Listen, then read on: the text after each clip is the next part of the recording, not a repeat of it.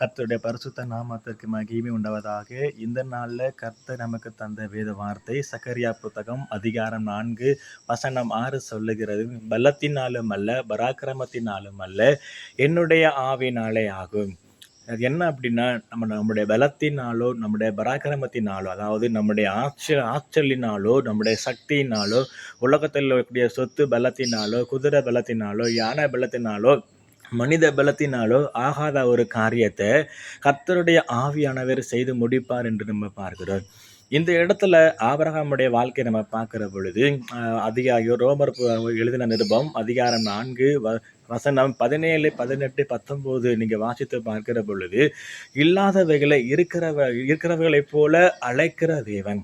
ஒண்ணுமே இல்லை, ஆனா அது இருக்குது அப்படின்னு சொல்லுகிற ஒரு விஷயம் இங்கே பார்க்குற பொழுது நம்புவதற்கு ஏதுவான ஒரு சூழ்நிலையே இல்லை. ஏன்னா ஆபிரகாமுடைய சரீரம் செத்து போயிருந்தது 100 வயசுல.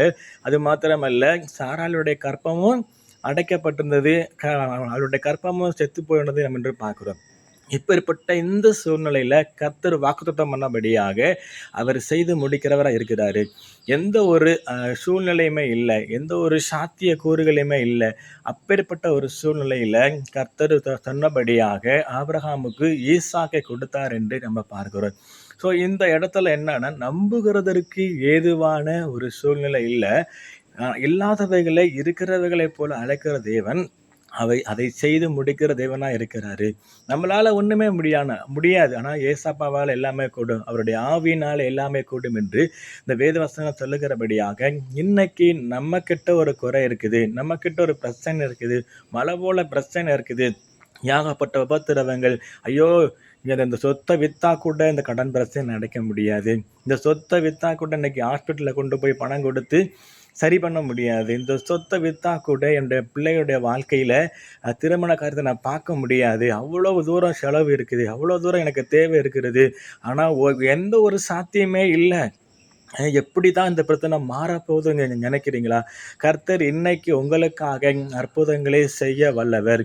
ஏன்னா முடியாததை முடிய பண்ணுகிற கர்த்தருடைய ஆவியானவர், இல்லாதவைகளையும் இருக்கிறவைகளைப் போல அழைக்கிற ஆவியானவர்.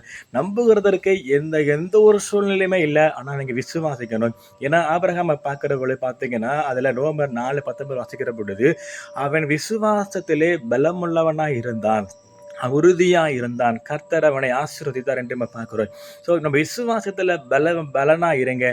நம்புவதற்கு ஏற்றாறு போல, அந்த சூழ்நிலைக்கு ஏற்றாறு போல எனக்கு இருக்காதபடி, அந்த சூழ்நிலையே இல்லை, எந்த ஒரு சாத்தியக்கூறுமே இல்லை, அப்படிப்பட்ட ஒரு சூழ்நிலை இருக்கிற பொழுது நீங்க விசுவாசத்துல பலமுள்ளவர்களா இருந்தீங்க அப்படின்னா கர்த்தர் உங்களை பலப்படுத்துவார். ஏன்னா ஆபிரகாம் விசுவாசத்துல பலவீனராக இருக்கவே இல்லை, அவன் பலமுள்ளவனாக இருந்தான். ஸோ கர்த்தர் நமக்காக பலத்த காரியங்களை செய்வார். உங்கள் வீட்டில் ஒருவேளை திருமண காரியம் தடையாக இருந்தாலோ, குழந்தை பாக்கியம் தடையாக இருந்தாலோ, கர்த்தர் இந்த வேத வார்த்தையின்படி உங்களை ஆசீர்வதிக்க அவர் வல்லவராக இருக்கிறார். கர்த்தரை விசுவாசிங்க. பலத்தினாலும் அல்ல பராக்கிரமத்தினாலும் அல்ல, என்னுடைய ஆவினாலே, கர்த்தருடைய ஆவினாலே ஆகும் என்று வேதம் நமக்கு தெளிவாக சொல்லுகிறது. எல்லாவற்றிற்கு மேல விசுவாசத்துல பலமுள்ளவர்களாக இருங்கள். ஆமேன். God bless you. Praise the Lord.